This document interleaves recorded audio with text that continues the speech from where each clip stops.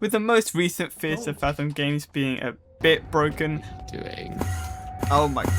I wondered how far I could push the other ones into softlocking, and if you don't know what a softlock is, it's a situation where a game remains apparently playable, but further progress is impossible. For example, in the most recent game, we could just climb over these bushes and keep walking until we reach the end of the world, and that lets us fall into the void and it doesn't teleport us back, meaning we have to start a new game. My first attempt at speedrunning getting softlocked in this way was completed in a couple seconds over a minute, but there were so many mistakes in this first run. So my plan to start improving it was by moving better and to stop closing doors in my face, which while I had smoother movement by the end of this next run, it was still out of reach from the sub-minute that I wanted. But the biggest mistake I had with these runs is that I was for some reason using Testa, even though I had to run through a whole house to get to the same place Marcus starts. Wait, I just realized Marcus spawns closer to the softlock. Why do I not go with him?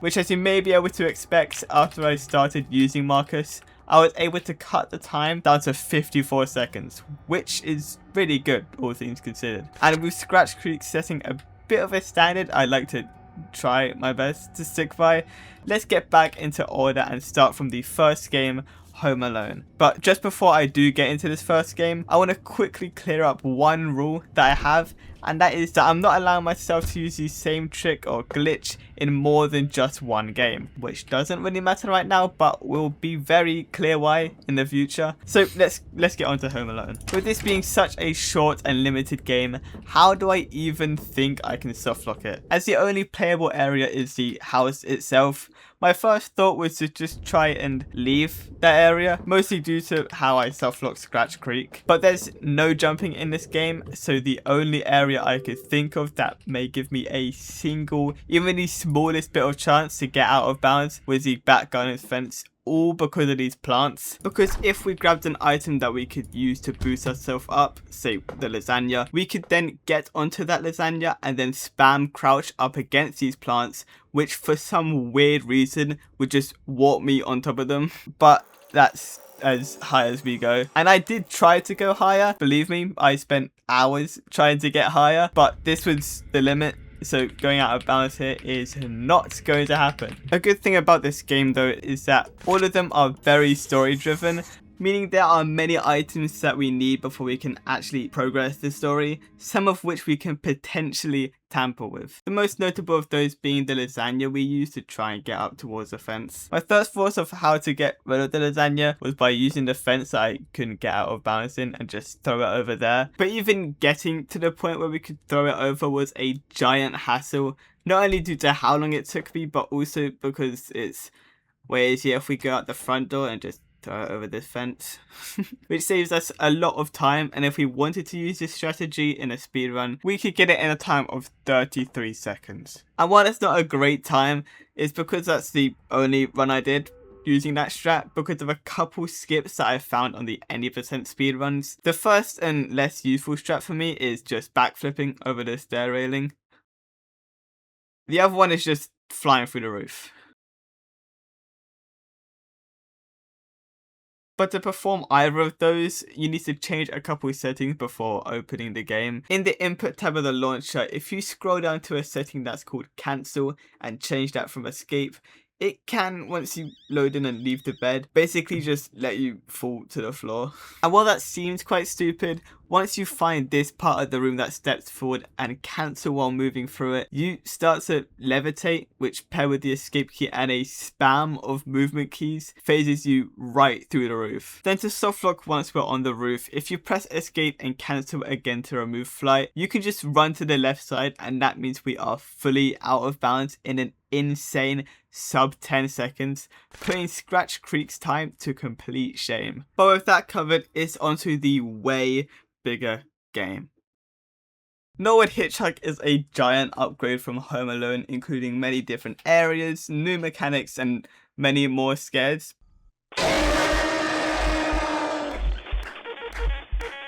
But we're not getting anywhere near any of those, because in my test run of this game, I found a very helpful glitch.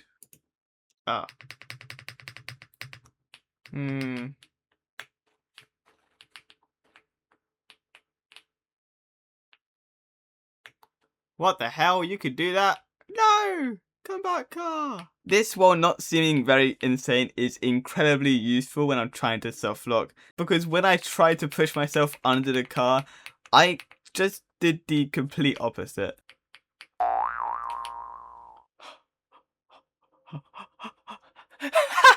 What? What is this? So there's no way that this is meant to happen. I don't think this is meant. This could have been the end of this strategy though, because most of the time if you were to enter and leave the car, you would just land on its side. But here I got incredibly lucky with it landing on the side of the driver's seat, meaning when I entered and exited the vehicle, I just fell right out of bounds instead of landing on the car, which I only think I got like 1 or 2 more times, which is kind of crazy. But thankfully that isn't the only way for me to softlock this, because I could just get the car to fling right out of bounds, which would block me from reaching anywhere near to it and moving forward in the story. So after a ton of speedrunning and considering the 5 seconds it takes for the speedrun to fade in, and also taking into account when the car actually falls out of bounds, this was done in just about 18 seconds. If I wanted to continue getting some great times, one of the worst chapters that I could go for was Carson's house, and that's because this starts in a dream sequence that lasts about 30 seconds, and that's more than both the previous chapters combined. Close enough. And if it was a softlock even inside the house, you need to spend another 20 seconds getting in, which is on a good run. But probably the worst part about all of this is that I couldn't think of anything I could possibly do that would quickly softlock the game.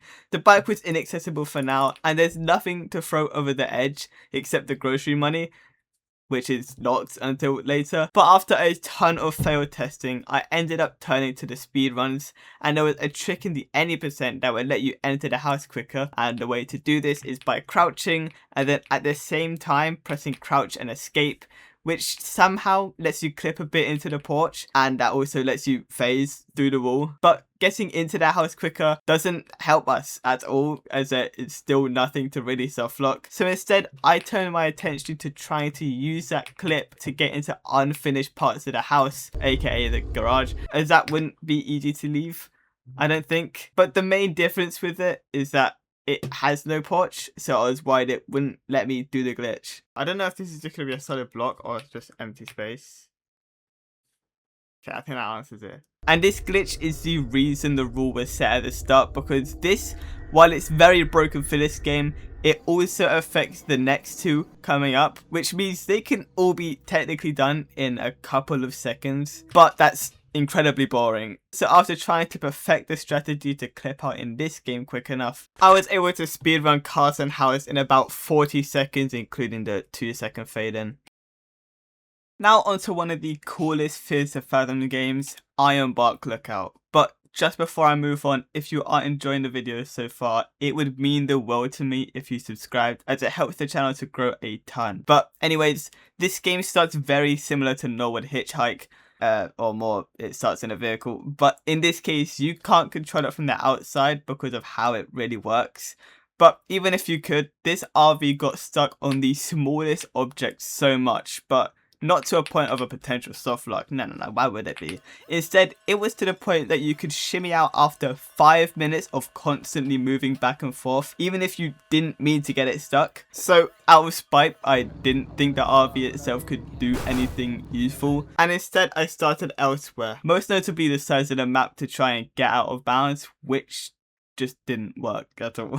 I will say that I have seen someone get into a position where a softlock may be possible, but once I actually got on the road, I realized that would take far too long for it to be worth it at all. I mean, there was this truck I was able to get under, but it didn't do anything. Eventually, I went back to the drawing board and I shifted my focus to the story items that I could access at the start of the game, but would also prevent me from moving on if I didn't have. and that gave me the idea. The luggage we have in the RV seems to be the only item that we can't move without having, and luckily where I couldn't go out of bounds, I could still throw the luggage. And yeah, that was a soft lock, but it was not fast at all. So reluctantly, I ended up turning back to the RV to see if that had any potential soft locks. Not only because I had no idea how to get a better time, but also because I found out that the luggage actually lifted me up a bit. And if I replicated that in the RV, other than the dining set not really doing anything for me, the driver's seat is where everything changes. Because in a certain position, once I dropped the bag to stand on, instead of it just moving me up, it instead just zipped into another dimension, literally going frame by frame. It's in my face for one and completely gone in the next. So as long as you can find a lineup for it like I did, you can easily replicate the under 15 seconds that I got, which was amazing. But now it's onto the final game, which is my personal favourite gameplay wise, but the biggest nightmare softlock wise. As I just said, this game was a true nightmare for me, and I'll spoil it right now by saying this was by far the longest softlock. And the main reason for that is because of how the game starts, because in the office where we load in, it has absolutely no places we could get ourselves stuck, nothing we could use to gain height, and no key items we could lose. This really scared me because this whole prologue sequence until you get picked up is around 2 minutes and 30 seconds. If you hold the world record, and that's even if we can't find a softlock before we get picked up. The only place I could maybe think that would softlock us was the elevator, because we have a mandatory item that we could pick up and drop that we could maybe use, and after a tiny bit of testing, thankfully this happened. And while this seems quick and easy, it just was not that, because I had no idea how I ended up actually doing that. So after many failed attempts and strange strategies that somehow worked now and again, I discovered exactly how to perform it. To perform it, once we are in the elevator, we just need to wait until we get this phone call, and once we do get it, we need to pick up the suitcase, making sure we never hang up, go to a corner, look down, and press the drop key. With that solved, I just need to make sure my office section is as optimized as it can be before pulling off a run, and the most I could really do is running diagonally whenever possible, pausing when making the coffee to do it, I think quicker, and renting the cabin as fast as I can by destroying my keyboard. But in the end, the best time I got for this section was only 10 seconds off of the world record, which is pretty decent, and it also let me softlock the game in just under 2 minutes and 15 seconds, which whilst being miles longer than any other game, was still quite respectable. 2:14, and that's like using actual time. I'm not completely sure when the timer starts, but I'm 90% sure that's better than my original time.